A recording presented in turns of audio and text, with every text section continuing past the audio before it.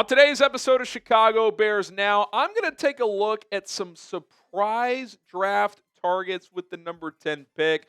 We've talked about all the usual suspects of who the Bears could take there. What about some names that we haven't talked about a ton that could be in play? That's what we'll do here on today's show. And listen, my name is Harrison Graham. Appreciate you guys tuning in. I'm also pretty active on social media, Instagram being one of those. I'm almost at 9,000 followers. I know a lot of you guys follow me already. If you haven't already, though, I would appreciate it if you followed me over there at HGramNFL, posting about the Bears pretty much every single day on Instagram. Let's get to 9,000 followers. I would greatly appreciate it.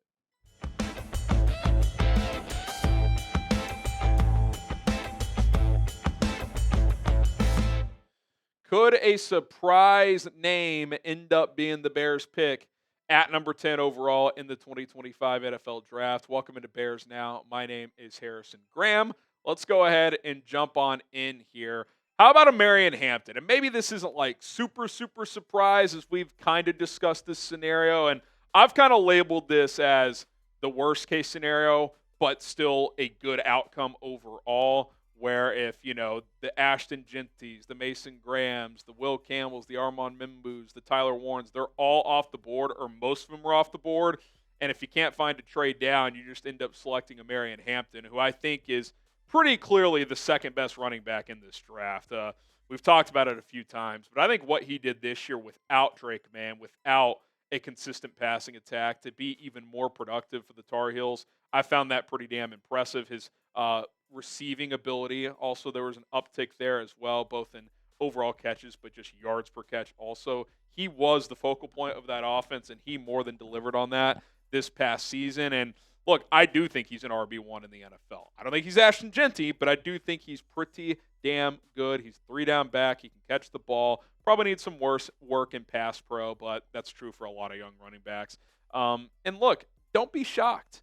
I know this is surprise draft targets at 10, and I think there's other players the Bears would rather have, but if the Bears find themselves at a spot on draft night where they don't love the board at 10, a lot of their top guys are gone, and there's not a trade that they like, they might view Omarion Hampton as like, I don't know, their 15th best player on their board, but they might say, you know what, we're just going to take him here because we'd rather trade down and take him, but if that trade isn't there, we're not going to get him. So I definitely think he could be in play at 10, even though it would be a somewhat unlikely scenario.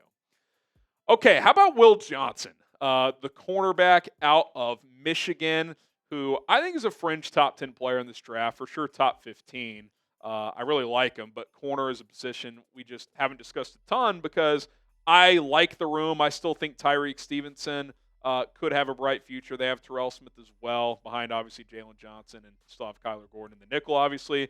But then Brad Biggs put this out here, and it got the wheels turning a little bit for me. He said cornerback isn't a position I would rule out for a high draft pick. If there is a highly graded option at number 10 and Michigan's Will Johnson and Texas' Jahdae Barron could be on the board, it's at least worth a discussion. And I agree. I think it's worth a discussion because, look, in a weak, top-heavy draft, Will Johnson's one of the better prospects. If he didn't have an injury this year, which cost him to miss about half the season, I think he'd be kind of a clear-cut top 10 guy. But then he's kind of had a weird pre-draft process, didn't work out at the combine. I don't think he worked out at his pro day either. So he's not doing a lot of the work, the draft workout stuff, which you're seeing more and more of. Other players are doing the same thing, but gets his hand on a lot of footballs, 19 pass breakups / interceptions in 32 career games. So he's around the football a lot when he's targeted, which isn't that much. So when he is, he makes a play. And look, if you ask me right now, is Will Johnson or Tyreek Stevenson a better player? Probably Will Johnson. But I'm also, and I mentioned this on another video, I'm not ready to punt on Tyreek Stevenson right now. But listen, if the new staff has gotten in there and they've reviewed things and discussed things with guys who were with the last regime, and certainly Ryan Poles, about, hey, we don't know if we can trust Tyreek Stevenson, that he can mature and get back to being more consistent, maybe they would consider pulling the trigger on a guy like Will Johnson or Jahdae Barron. I definitely think this would signal a pivot off of Tyreek. Like, if you take Will Johnson at number 10 overall, you're not sitting him on the bench. Like, he's going to start. So, and to me, Terrell Smith is like the perfect backup who's played a lot as well. You're going to have him and Tyreek Stevenson as your backup outside corners. Like, it's almost like you'd have too many guys there. So, I think if they went this route, they would then try to trade Tyreek during the draft.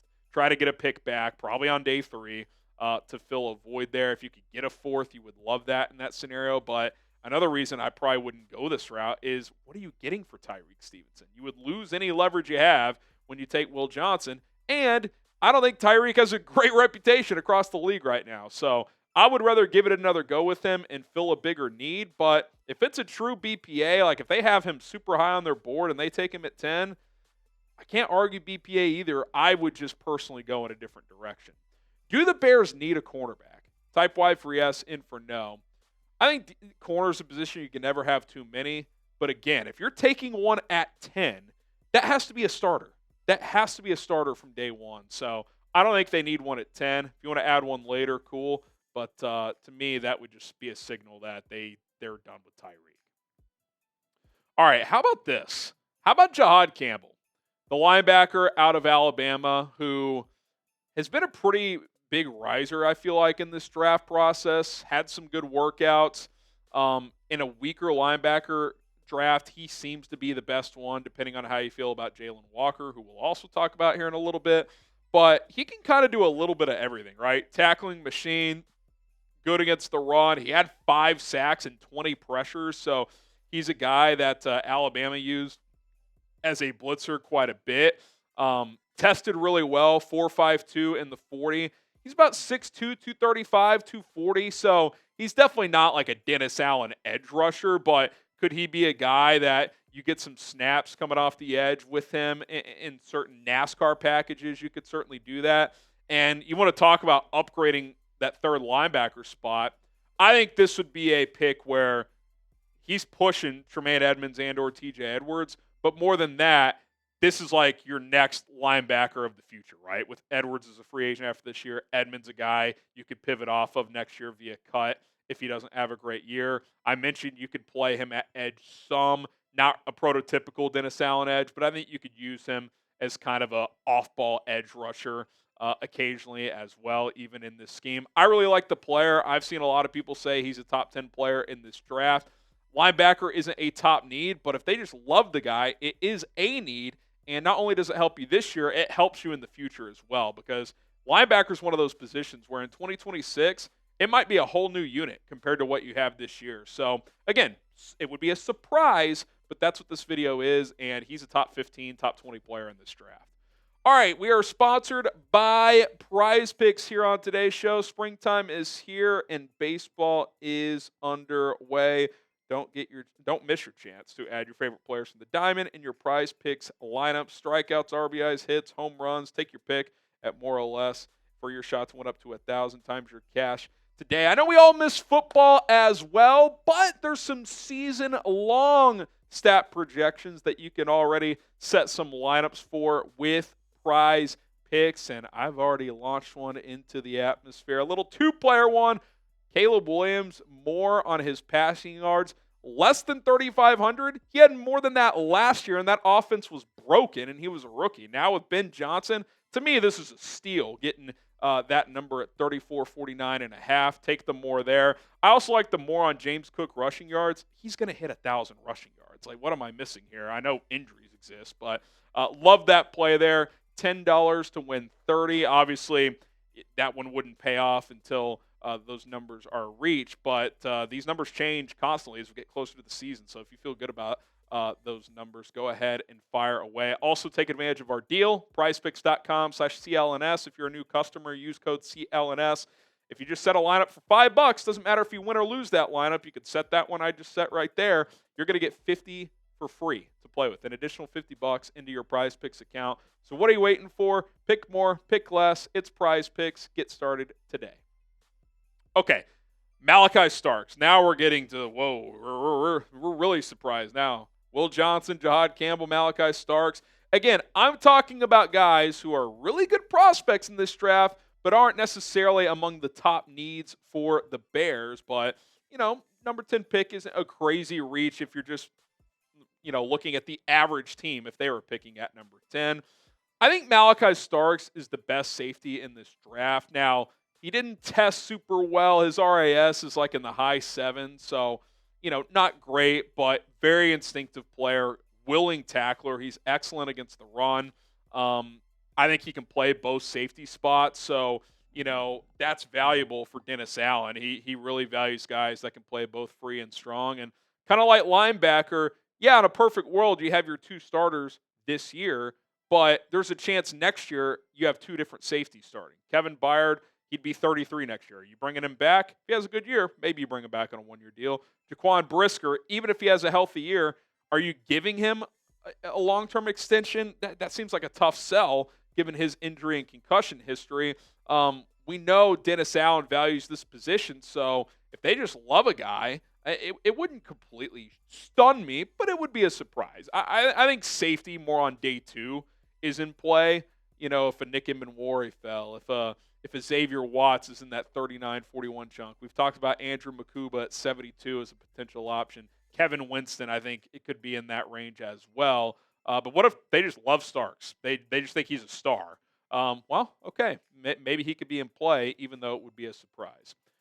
Don't forget to subscribe to the channel. Draft season is here. We're covering every new report, every new rumor, news item that's out there. We're going live twice a week. We'll be live for all 7 rounds of the NFL draft as well. Links right there on screen, youtube.com/BearsNow. Share it with a friend. And if you're watching right now, hit that sub button if you haven't already. All right, one more player, kind of similar in the mold of Jihaad Campbell, Jalon Walker, who's more of a linebacker edge hybrid. I think Campbell's more of a linebacker who could play edge for some snaps, whereas Walker in a 3-4, I think, could transition into being more of a 3-4 edge, like a Nolan Smith type. Not to be lazy with the Georgia comparison, but I think that could be the case. Obviously, the Bears run a 4-3, so it would be an interesting fit. I think he's a fascinating prospect because he's one of those guys in a draft with a lot of uncertainty. He could go top 10. He could go to Carolina at 8. Hell, maybe Aaron Glenn loves him, takes him at 7. Could he also fall to like 25? Maybe. Because I think a lot of teams are going to look at him and be like, where do we play him? Is he an off-ball? Is he a blitzing linebacker? Is he an edge?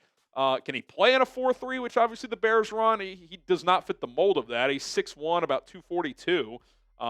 That doesn't have the longest arms. But he's talented, right? 6.5 sacks. I think for Chicago, he'd be a blitzing linebacker. Do you take that at 10?